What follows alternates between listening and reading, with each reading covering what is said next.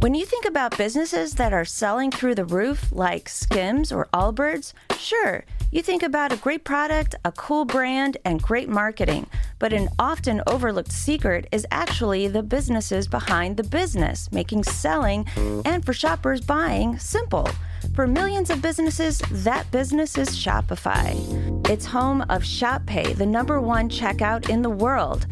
You can use it to boost conversions up to 50%, meaning way less carts going abandoned and way more sales going through to checkout. Upgrade your business and get the same checkout Allbirds uses. Sign up for your $1 per month trial period at shopify.com/income, all lowercase. Go to shopify.com/income to upgrade your selling today. Shopify.com/income.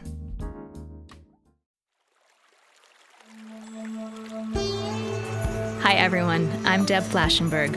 Welcome to Yoga, Birth, Babies, a podcast produced by Prenatal Yoga Center. We will be diving into everything prenatal yoga, birth, and baby related, hoping to inspire, educate, and empower you through your journey into motherhood. Thank you for listening. Hi, I'm Deb Flaschenberg, and I'm your host of Yoga Birth Babies. And today we're going to talk about why choose a home birth. This whole topic came up because I had a student who literally said to me, I'm interested in home birth, but why would I choose to have a home birth? And I thought, ooh, I could give you a whole bunch of reasons, or I can find a home birth midwife to create a podcast about this. So that's what I did. So I have Kara Ffrench. Let me tell you a little bit about Kara. She has been a registered nurse since 2006 and became a midwife in 2014. She spent her midwifery career working in private practice as well as in large hospital systems. And she is currently in private practice attending home birth and hospital births. And she also offers complete patient GYN care.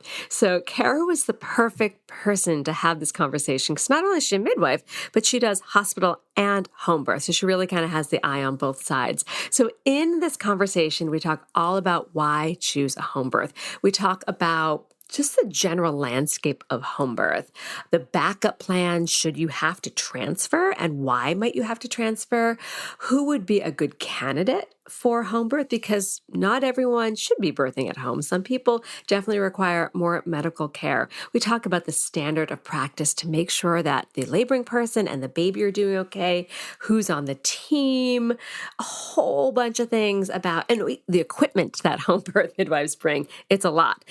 We really cover the gamut. So if you're considering home birth, this conversation is going to give you a really great idea of everything involved in that. So maybe you will choose it, or maybe you're going to listen and be like, yeah, that's not where I feel the most comfortable or safe. Or maybe you'll listen and be like, sign me up. So here's a whole podcast about why choose a home birth. Now, before we get into that conversation with Kara, I always love to give an update about Prenatal Yoga Center. So we finished having our 22nd birthday. We had a big birthday party online. It's kind of amazing. Yes, 22 years of PYC. I must have started this as a young child. I knew to do the math. So things are going well at PYC. We are continuing to add classes to our schedule. We're starting our new teacher training, so you'll be seeing some more teachers coming on. Our workshops are just doing so wonderfully that they're filling. So make sure that you sign up well ahead of time. Now, what's really amazing about the roster of workshops that we have is that everything we have in person, we have an on-demand workshop as well. Because I know a lot of folks that listen to the podcast are not in New York City, and you may be like, oh, I really want to do that childbirth education class, but I don't live around you. So we have an on-demand childbirth education class. We have an on-demand newborn care and lactation prep, comforting touch, you name it, we've got it. And we also have a lot of on-demand yoga classes because your schedule may not match our schedule. So you can check all that out on our website, prenatalyogacenter.com. As well, I'd like to ask you, our listener, for a favor. When you have a moment, actually, let's make that moment now. you can head over to where you're listening to this podcast from and leave a rating and review. It helps people find us. And then the last thing I want to offer the community, if you have an idea for a podcast that I haven't covered, or maybe I have covered, but you want a refresher on it or a different point of view, let me know. You can always email me at deb@prenatalYogaCenter.com. And then if you're someone that you think would be a great speaker, a great person we would have a conversation with, head to our website and fill out the podcast application. I'm always looking for really interesting conversations about pregnancy and birth and parenting and prenatal yoga. And as always, I just want to thank you for being part of our community and listening. All right, we're going to take a super quick break. When we come back, please enjoy my conversation with Kara.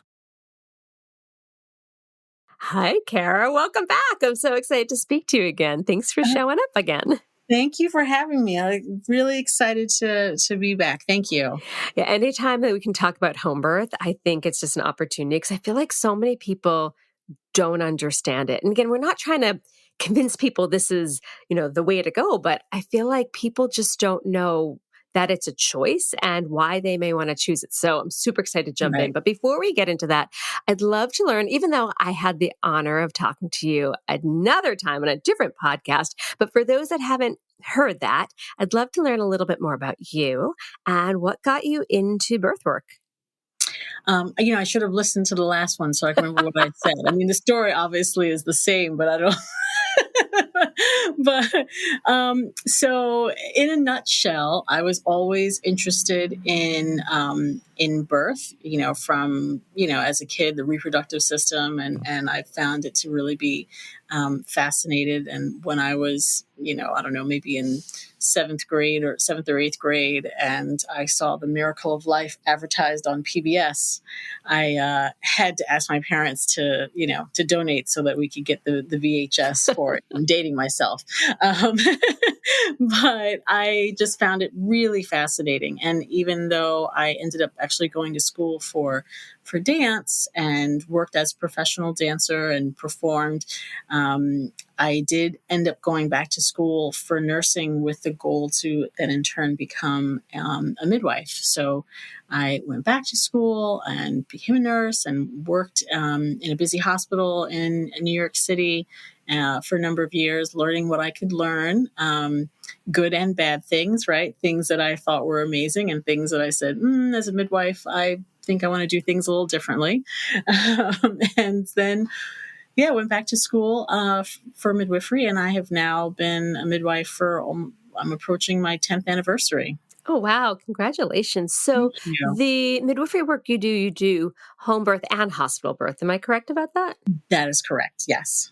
So let's jump in. Perfect segue to home birth, because I know that, full disclosure, I had 2 home births. I was a doula for 10 years. I saw mainly hospital births, but I also saw a handful of home births.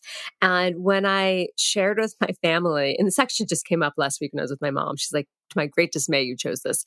And when I shared that we were going to choose home birth, most people did not understand that. They just thought that my husband and I were going to be home, be like, okay, let's have a baby. Like, they didn't get the whole idea of who's there, what it looks like, kind of the backup. So let's just have a broad description, because we're going to get more detailed. But can you describe how home birth works? Sure. Well, kind of something that you mentioned in terms of your family thinking that you were just going to say, hey, I'm going to have a baby. I mean, people do what they call free birth. Mm-hmm. But I think there's a distinction, right? Between, free birth typically is at home, but I guess for clarity's sake, we say home birth is a little different than free birth, right? Mm-hmm. And that home birth. Thank you for that distinction. There is a difference. Yeah. Is, home birth is at home, but with a licensed, medical provider. Whereas free birth, obviously you could have anyone at your birth for either, but free birth is generally not attended or is not attended by a licensed medical provider. So that's a little bit different. But I'm sorry, go back to your main question. So can you describe how home birth works? So we already established that home birth and free birth are different, and a home birth is going to have a medical provider there. What else How Right. else does it tend to work? Okay, so for the practice that I work with, Guy Midwives on Long Island, we there are four midwives in the practice, and the way that it looks, it starts actually before the actual birth, right? It starts with prenatal care, or even in many cases just GYN care, right? Because midwives can do everything through the lifespan. So it starts with the prenatal care, coming in for regular prenatal visits, doing the same standard of monitoring and testing that you would get for the most part in the doctor's office. There are some differences, but in terms of the standardized testing and monitoring, that is all the same. We follow ACOG, American College of Obstetrics and Gynecology, and the ACNM, American College of Nurse Midwives. We follow a set of standards, which I think some people also think with home birth that there are no standards, that it's just a free for all, and it's not.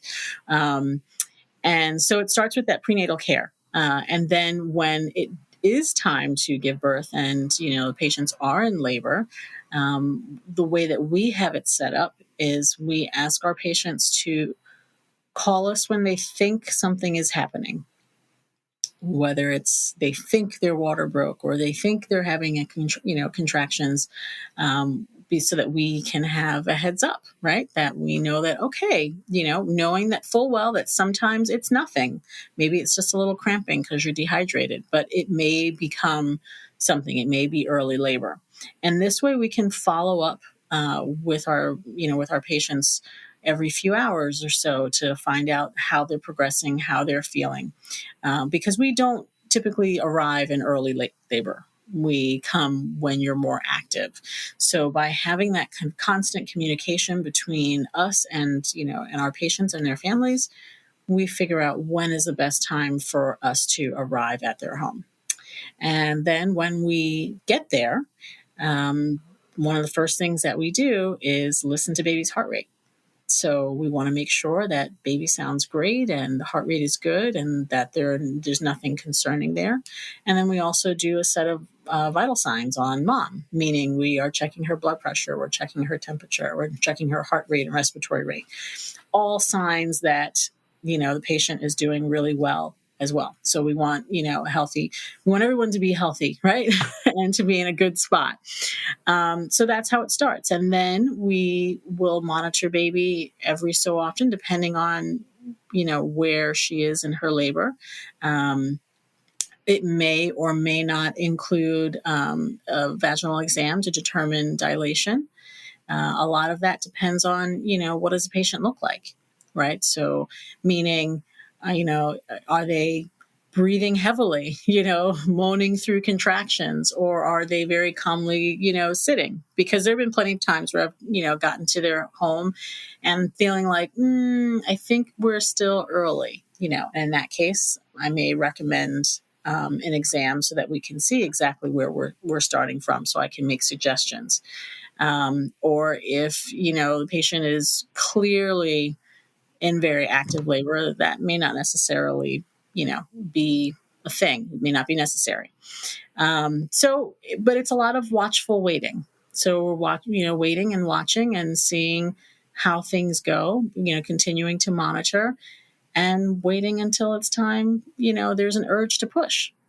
I love that you just said the watchful waiting, because I think that really epitomizes the difference in an open type of birth situation, a home birth, a birth center, as opposed to a hospital. And I'm not trying to dig on hospitals. I think they have wonderful aspects, Yes, and they have a place. But they have a place. But when birth, it's not watchful waiting. No. And I tell people this all the time, whether it's where I'm, teaching, a childbirth ed class, or I'm seeing patients in the office and they're trying to figure out what is the best, place for them to give birth. When you're at the hospital, you need to be doing something. And if you're not doing something, they will do it. Right. We've got to make you do something, which is why if I, have a patient that is thinking about, is really considering or prefers a hospital birth, which again is totally fine. I tell people all the time, I don't really care where you give birth. It's about where you feel comfortable. And so if, they prefer being in the hospital, my recommendation still is to stay home and labor at home as long as possible, because when you go in too early, then there's a lot of pressure to move things along. You can't just take up space, in early labor. Yeah. And I So, want to highlight something else you said. I'm just loving this, is where you said where they feel comfortable or where they feel safe, because you may have somebody that they, in their head, like I had a student years ago, I remember this. She's like, I want a home birth. Or I think she's like, I want to love the idea, or I love the idea of a home birth, but I'm scared to want it. And so she like romanticized what a home birth could look like. And then she said she really sat with it, and her husband sat with it with her. And she said, but it scared her.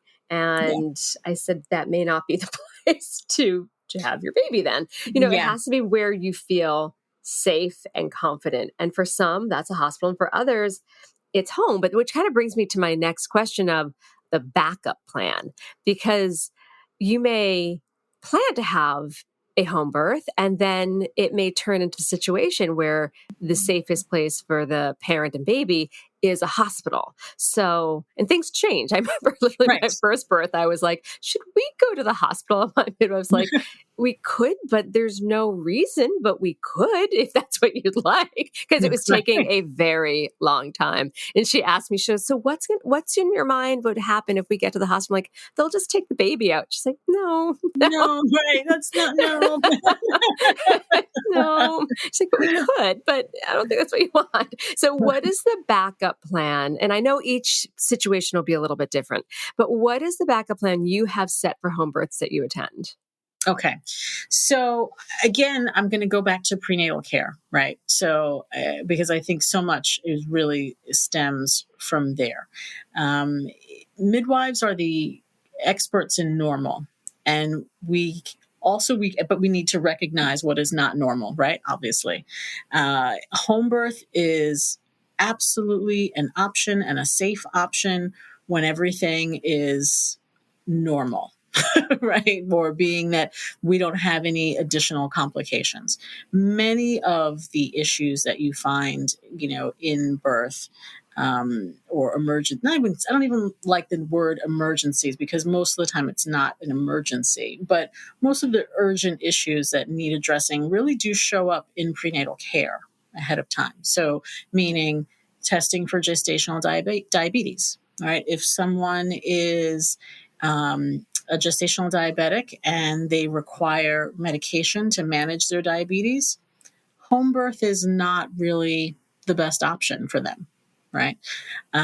Or if someone has high blood pressure, their blood pressure is rising, home birth most likely not the best, place. So by coming in for regular prenatal care, we are trying to mitigate any of those possible complications.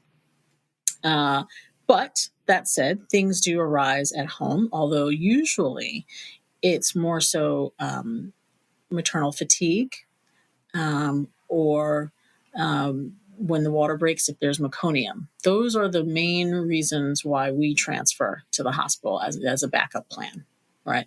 Which is why when we come in, I'm checking baby's heart rate to make sure everything looks good. So if I come in and baby's heart rate is great, but the patient's, blood pressure is not, that doesn't mean I'm rushing to the hospital. But like, okay, we're going to have you lie down in a dark room, close your eyes, let's rest for 15, 20 minutes, and then let's retake, your blood pressure and see where it is. And if it continues to be elevated, then now we're going to have a conversation about where is really the safest place. And the hospital would be a better place than at home, because we can do that continuous monitoring to make sure that it's not becoming, say, preeclampsia, where we can run labs to check to make sure that it's not preeclampsia. Or if the water breaks and there's meconium, meaning that, baby has passed stool before birth. Why does that happen? It means at some point there was, again, for lack of a better term, baby had some distress, right? And that may mean that maybe baby was laying on their cord. And because they were laying on their cord for a few minutes, they cut off their oxygen supply and the bowels relax and they release meconium. It could also be that the placenta is not perfusing well, and so baby's not getting enough oxygen. We don't really know why there's meconium when it happens, but we do know that it means something. So home may not really be the best place at that point. That would be a reason to transfer. Do you do an immediate transfer for that, or you just keep watching baby? It's not an immediate transfer, and it also depends on where we are in the labor process, right? So at home, we typically, at least myself and I know the midwives that I practice with, we typically do not do what they call artificial rupture of membranes. We typically don't break anyone's water. We wait for because it's really not necessary. And so we typically just wait until it does it on its own. If it doesn't, sometimes baby's born, on call in the sac. But if she's fully dilated and pushing and then the water breaks and there's meconium, well, we're certainly not getting in the car at that point because baby's going to be born in the car. Yeah. Right. And that's not the best option for anyone.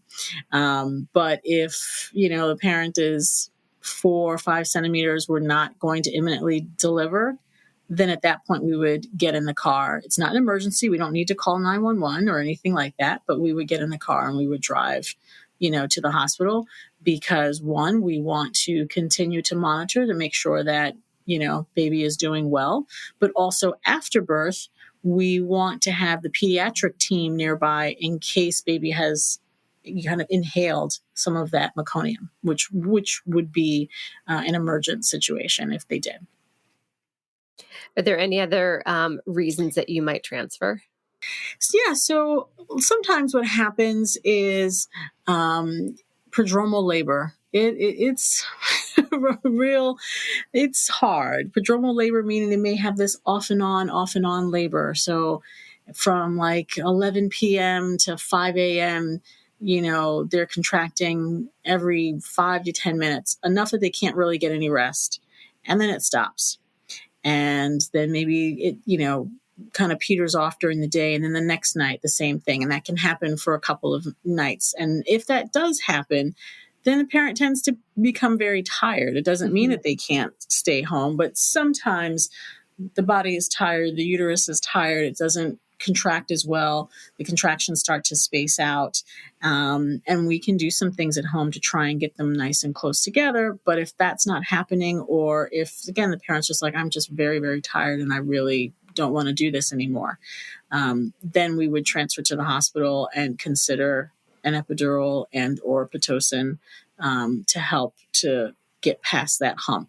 Mm-hmm. But again, not an emergent situation, and that is after a lot of watchful waiting, that we kind of get to that point. But those are our most common reasons for a transfer, fatigue and meconium. I remember when I was interviewing midwives, the midwife I finally chose, she said, one reason is baby won't come out. And I'm like, right. You know what? That is a much more succinct way to describe what I said. I just visualized it, and I'm like, huh. And I'm like, what does that mean? But that was what always stuck in my head. Like, I guess for whatever reason, baby's not coming out. Not coming out. Right. So, sometimes when we all, in all aspects of our life, sometimes we need a little help, right? For something. Yes. And birth is no different, right? Sometimes we need a little help. And I say this all the time.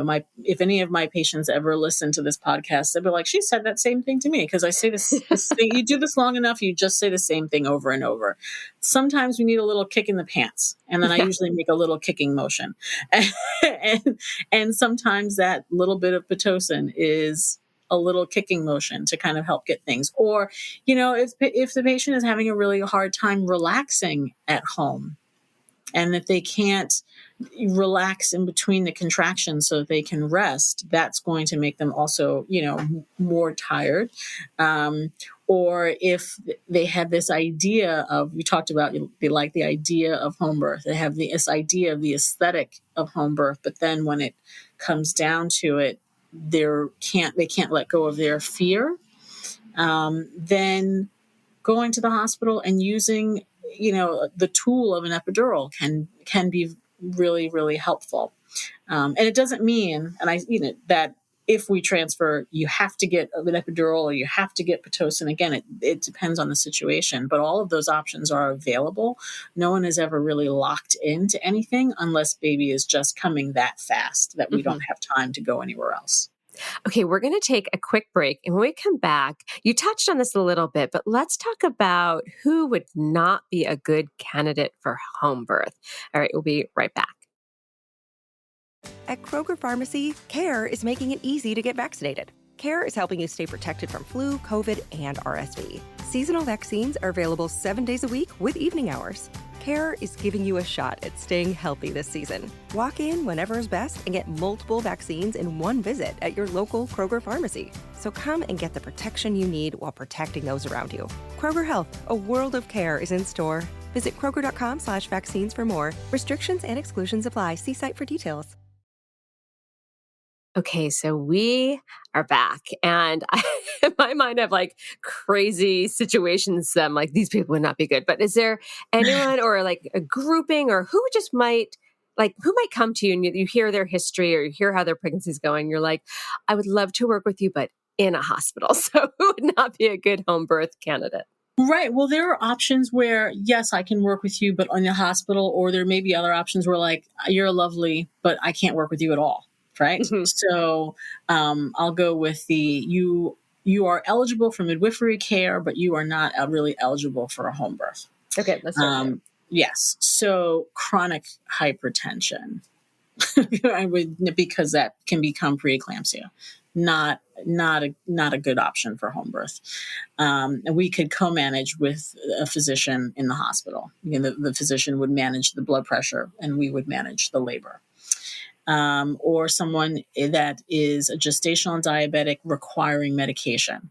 So if they are gestational diabetic and it's diet controlled, and every practice is a little different. Our practice, if it's well diet controlled, and we do review their finger sticks at every visit to make sure that it's staying, controlled, we will deliver at home.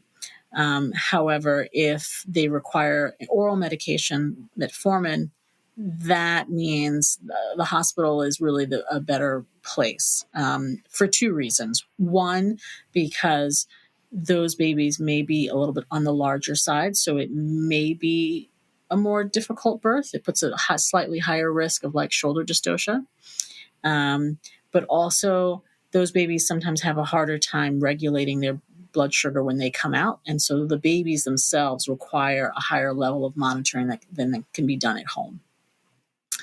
If someone is a gestational diabetic and they require insulin, then they are no longer eligible for midwifery care. Mm-hmm. That is now high risk. And so they would really benefit more so from physician care than midwifery care. If everything has been going fine in the course of the pregnancy, but as we're leading to the end, we notice that baby's not measuring. And I say measuring because we do fundal heights, meaning we measure from the pubic bone to the top of the uterus at every visit, which should correspond within a couple of centimeters of how many weeks you are. So if you're 37 weeks, you should really measure somewhere between, say, 35 and 38 centimeters. But if you're 37 weeks and you're measuring 32 centimeters, that's like, okay, why is baby not growing? Then we would then go to do a sonogram to confirm. And if that confirms that baby is in the less than 10th percentile, that would be a hospital birth. That really should not be a home birth at that point, because again, that baby may require additional help. We want the peds team there.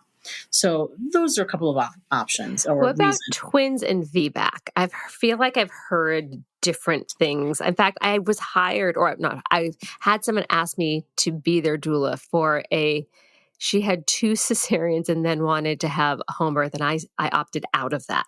It didn't feel the safest for me. I'm like, oh, I don't know how about this is going to go. And I know, but there was a midwife there. But yet I've heard other midwives be like, no, I wouldn't do that. So it seems like that's a fuzzy area. I think that's a fuzzy area. I think that depends on the practice. That depends on, honestly, also the malpractice insurance, right? That the midwife, carries. What will their insurance cover? Some insurances will not cover out of hospital twin birth, but there are also some midwives that do not cover. They don't carry malpractice insurance, and so therefore they're not worried about that. I think that's VBAC? Really do depends. People? There are some midwives that will do a first VBAC at home, and again, I think that is also kind of depends on the practice and the midwife and what they really feel comfortable with. Our practice, we only do VBAC, or we'll do a first VBAC in the hospital. If she has successfully VBAC'd, then we will consider a home birth after that. But the first one needs to be in the hospital. That outlines it well. And I like that you guys really are thinking about this. So what equipment do midwives bring to birth? Because I remember getting the list of things that I had to get and the stuff that my midwife's going to bring. I'm like, wow, that's a lot. Yes, it is a lot, and it's funny because one of those things that I say all the time that anyone that hears it will like, Kara said that to me, is everything I need for a completely uncomplicated birth fits in a Ziploc bag. Oxygen? That's it. Everything I need for an uncomplicated. Okay. Right. So everything I need for an uncomplicated birth will fit in a Ziploc bag. However, what's in that Ziploc bag? In that Ziploc bag, I have instruments. I have scissors and clamps. I have gauze and sutures and numbing medicine in case we need to do any suturing. I have vitamin K and erythromycin if patients desire that. I have a bulb syringe to help suction baby's nose and mouth if that's required. I have a Pitocin if we have a little bit of bleeding that we need to resolve. I think that's pretty much everything. So in my little Ziploc bag. Complicated, but what else do you bring? Right. So I said, there's 2 parts. So I'll say that, but then I said, however, the bag that I bring to your house is 40 pounds. Right. So it's bigger than a Ziploc bag. Which is bigger than a Ziploc bag. So everything I really need for an uncomplicated birth fits in this Ziploc bag. However, I have this whole bag of everything else that I most likely won't use, but I like to have just in case. And that includes, like you said, oxygen. So we carry an oxygen tank. I carry IV fluids. I carry antibiotics if a patient is GBS positive. I carry more uterotonics to help the uterus contract in case there's bleeding. So I carry more Pitocin, and then also we carry Cytotec or misoprostol, which we can use to help the uterus contract. I have I've got herbs. We do use a lot of herbal things to help with get contractions closer together, or to help release the cohosh. Yeah, with cohosh and pennyroyal and things like that will help to release the placenta if we need to. So that bag, I have a lot in that bag that most of the time I do not need. And then I know the birthing parent has to provide a lot. I remember getting like chuck pads, and I can't remember everything else, but there was a big list of stuff that I was responsible for getting. Yes. So that list, it's long, and yet at the same time, it's not that difficult to get. I tell people all the time, you can Amazon or Target or Home Depot, but generally we'll say, look, you need to get a certain number of receiving blankets that we use to dry the baby, whether you're in a birthing pool or not. If we want to have, we say foil because we wrap the blankets in foil and put them in the oven to keep them warm. They need a hose if they're using a birthing pool to fill the birthing pool. They have to get garbage bags, and let's see, what else? Chucks, lots of chucks. You can't really have too many chucks. So anyone that's considering home birth, get more than you think you need. I think we just ordered, honestly, from like Petco, like wee wee pads, like the dog. That works too. I would say, you want at least get at least a pack of 50, because depending on how long your labor is and when your water breaks, we use those everywhere and on the bed and on the floor and everything. So it is a long list. It is an extensive list, but it's all things that are very easy to get. And as far as the birthing tub, I mean, again, this also depends on the practice. Our practice, we have a certain, I don't remember exactly how many birthing tubs we have, but we have a good amount of birthing tubs that we will rent out to our patients if they desire. And when we do their home visit, we do one home visit during pregnancy. We bring the birthing tub, and in that package includes obviously the tub, but also a liner and a pump to blow up the tub, a fishnet to catch anything that's in the water that we want to get rid of, and an attachment called the Water Bandit, which is like kind of a universal attachment to help fill the tub. And then we also bring a sump pump. So we don't ask that our patients get a sump pump.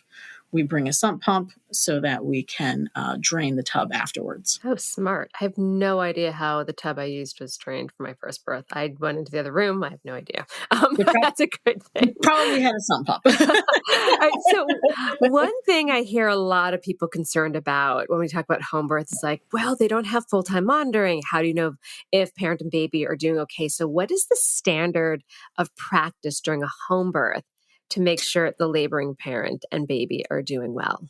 Right. So, like I mentioned before, we do a full set of vital signs, on the parent. So, blood pressure, thermometer, to check temperature, and, all I need is a watch and my fingers to check your heart rate. Right.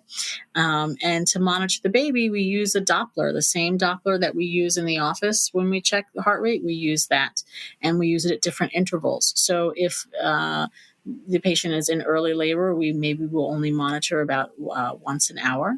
Once she hits active labor, it's more frequent, like every 30 minutes, and then we decrease it to every 20 minutes, every 15 minutes, every 5 minutes, as she progresses through active and then to pushing, so that we want to get a good baseline. So we're listening the first time, especially at least a good 5 to 10 minutes continuously to find the baseline and make sure there's no dips. And we listen through the contraction before and after. And then at any point, if we feel like we need to, listen for another baseline during the process, we will do that. But generally, if the baseline continues to be the same, we're doing a spot check. We're listening for 60 to 90 seconds to make sure there are no dips. I remember during my second birth, for most of transition, I was in the shower. I just wanted to be by myself, I think was the thing. And I had a shower curtain, and the midwife was in the room with me. And as the contraction started, her hand just slipped through the shower curtain and went to my belly with the Doppler. And then when I was done, it went away.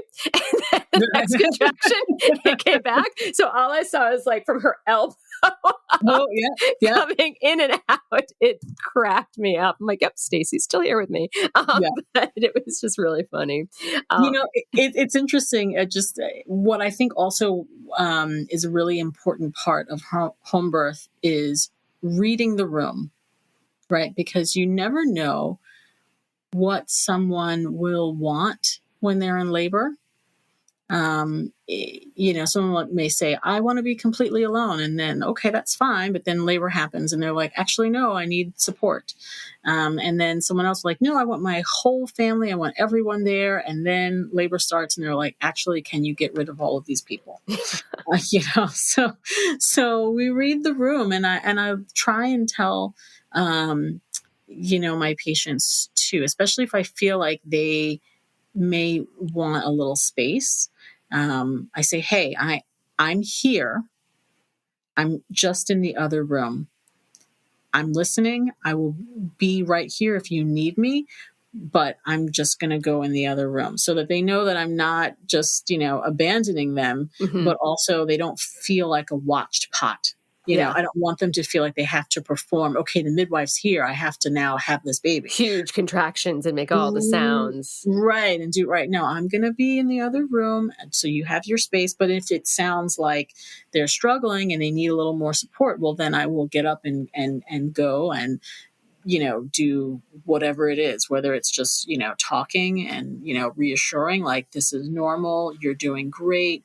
Let's get back to your breathing, relax your shoulders. Let's do some counter pressure, whatever it is, to kind of help them regain control. Mm-hmm. Because labor is very much a mind game. Clearly it's physical, but it is very much a mind game, and outside forces will affect how labor goes, right? If there's too many people in the house and there's a lot of noise, that will be distracting. Yes. If it's very normal. I think every person that goes through labor has a moment where they're thinking, what was I thinking? Why am I doing this? I don't want to do this anymore. Right. And you just sometimes you need a little help to come back and say, this is okay. You are safe. You are okay. Baby's okay. You can do this one contraction at a time. You just have to do one. And now you get to rest. And then it just helps to reframe and kind of bring their mind back, to like, all right, this is hard, but I can do this and I'm okay. And so I think that's a really big part of home birth that I do miss when I'm in the hospital, because although we do our absolute best to bring the home birth vibe into the room, there are sometimes some competing factors that we have to mitigate. Like, no, we don't need 10 people in this room right now. Let's talk about the team, because I remember the few home births I attended. One of the home birth midwives was a dual team. So one would show up, and then when things were starting to get there, the other would show up. And then I did another that came with an assistant, but always insisted that a doula was also there. So I guess it could be different per practice, but who is usually part of the team? Yes. So for us, we have birth assistants, and we don't require that any of our patients have a doula, but we strongly encourage it. Strongly encourage it, because having someone there that knows what birth looks like, and as an extra support person who is also a bit more objective than, say, a family member. So we really encourage a doula, although we do not require it as a practice. But then for us, we always have an assistant. Sometimes there may be two midwives if there's some overlap in terms of like change of shift, or if by chance we don't have a birth assistant available. But that's very rare. Usually what happens is once I get the heads up that something may be happening, I let the birth assistant that's also on call know, like, hey, this patient sounds like maybe something is going on, and this is where they live, and so that they can get their life in order, right? And figure out how long it's going to take them to get there and all of those things. We all have kids pretty much, so, arranging childcare and so on. And then if it is generally, especially if it's a first timer, I know that it's most likely going to take a while. So I will go first and assess. And then as it gets closer to birth, I then call the assistant, because I don't necessarily need the assistant when we're just laboring and I'm just listening and doing vital signs. I really need the assistant as we're getting closer to the birth to help me with setup for, my supplies, and hand me the things that I need, right before, during, and after the birth.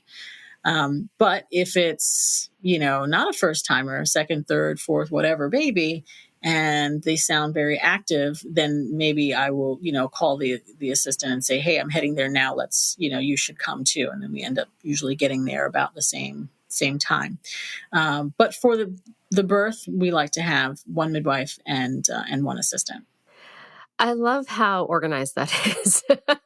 So one thing that I feel like we don't particularly do well in the US when it comes to home birth is we don't really have a system set up.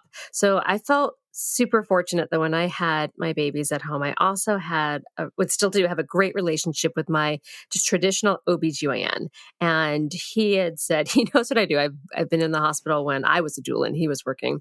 And so when I got pregnant, he's like, of course you're going to go for a midwife. I'm not surprised. And I was really fortunate that he's like, and I will be a backup. So should you have to come in, you won't just have anyone. He would actually be there. And when I found out, it was during my first birth, because it was very, very long, he and my midwife were constantly communicating to be like, do we need to bring her in? Is this a baby won't come out situation?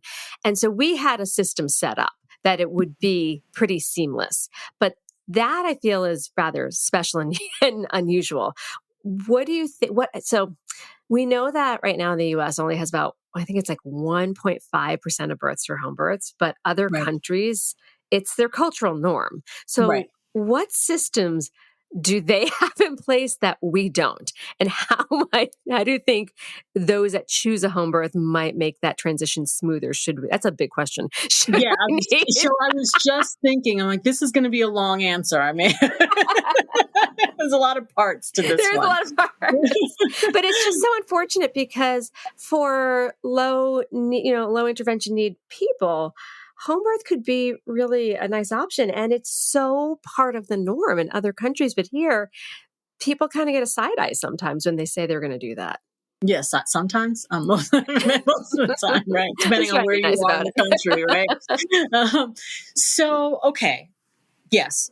Big, long answer. Fasten your seatbelt. There we go. Right. Let's just lock in for a minute. I'll talk about my practice first, and then I'll kind of go a little bit bigger. Okay. So at our practice, we have hospital privileges at a hospital, so that if we need to transfer, if there's a continuity of care, and that I will continue to take care. That's unique. That does not happen a lot. It is unique, right? So it's a really, really nice thing. And now, why is that unique? That is unique because malpractice insurance is expensive. And in order to get privileges at the hospital, you must have malpractice insurance. So our practice, while again, there's only 4 midwives, we're busy enough or large enough that we're able to carry a policy that allows us to receive privileges at the hospital. Now, because that's the setup, that is why there are many midwives in the United States that do not or cannot get privileges at the hospital because they don't carry insurance. So in that case, it really depends on the midwife and the area and the hospital. There are some that have fostered a really good relationship with their local hospital to say, hey, I'm doing home births, but this is the way that I practice. And if, this would be why I would transfer into the hospital. And when I come in, I'm going to have all of her records, her office visits, all of her, all of their labs, so that it's a nice, smooth transfer of care. It's not just, I'm dropping this patient off at the front door and deuces and I'm out, right? Mm-hmm. So I think that is a really good thing. But for some, again, depending on the area and the hospital, and if it's not particularly midwifery friendly, it can be very uncomfortable, which makes it really hard for the midwife as well as the patient. I had a patient that needed to transfer to the hospital, and we didn't really have time to go to the hospital where I had privileges. It was a matter of, hey, we need to go to the closest hospital. And unfortunately, she had a really difficult time. She was a lot of judgment. And I came in with all of the records and all of the things and all of the answers. But the culture of that hospital was not really supportive. And even after I left, she told me later on about how judgmental and how uncomfortable she felt about being there. Why would you choose a home birth? Why would you do this? Why would you do that? And so that unfortunately is the case. I've heard a lot of stories about that. But that's really, It's really tough. It really depends on the area. Every state is different in terms of what the midwives can do, and every state is also different. So that's a deep question for there. Mm-hmm. Now, in terms of what's different in other places, so let's talk about like the Netherlands, where I did a little research in preparation because I knew that we were going to talk about some other places, and I just had it.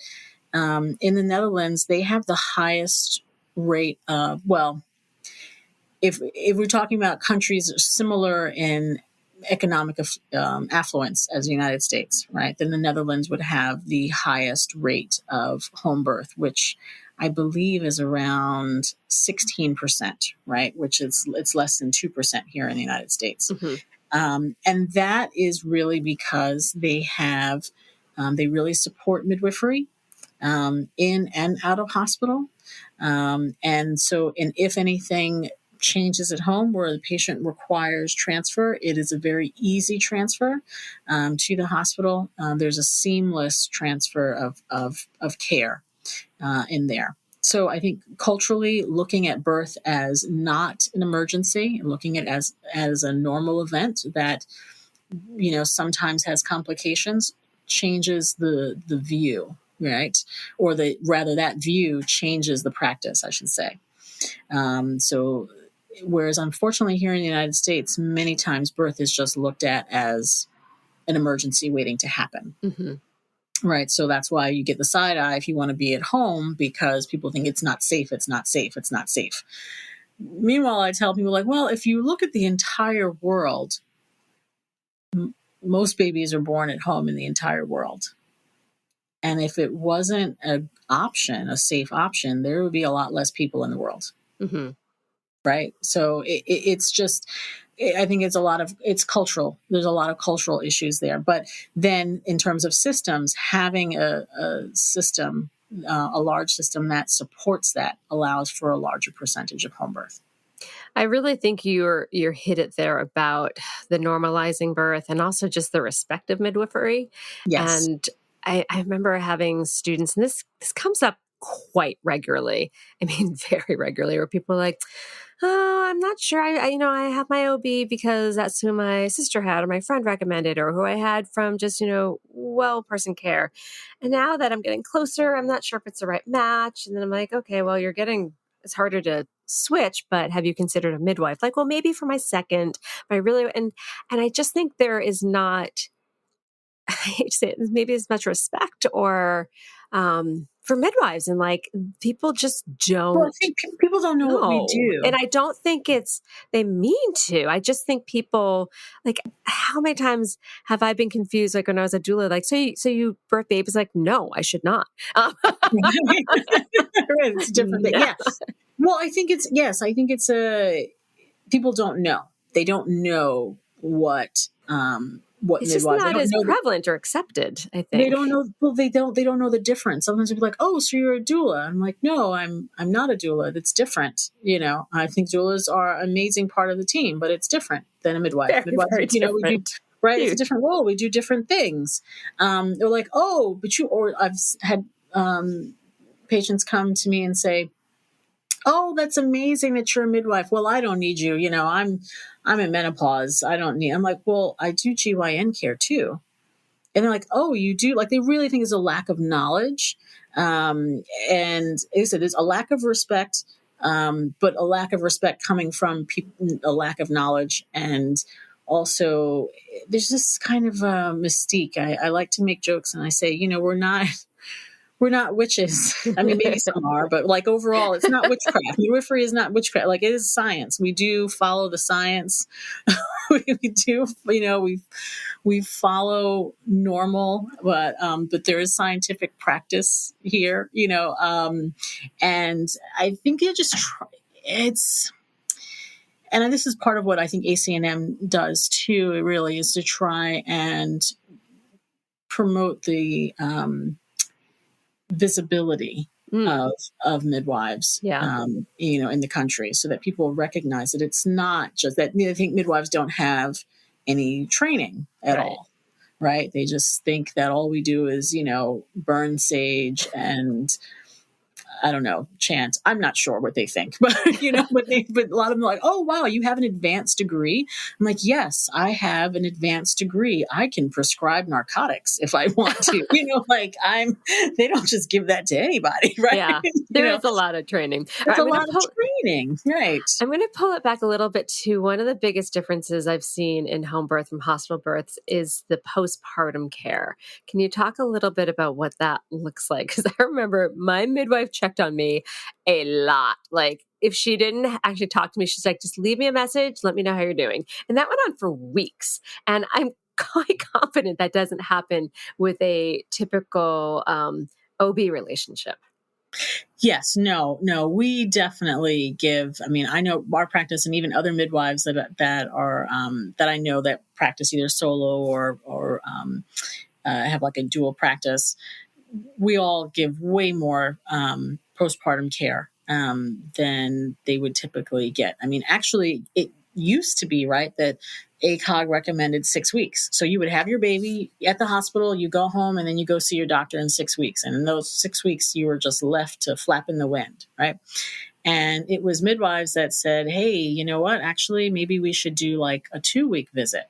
So midwives started doing a 2-week and a 6-week visit, especially for like first-time parents, right? Doing a 2-week visit. And then ACOG said, hey, maybe we should do a 2-week visit. So then practices started doing 2 weeks.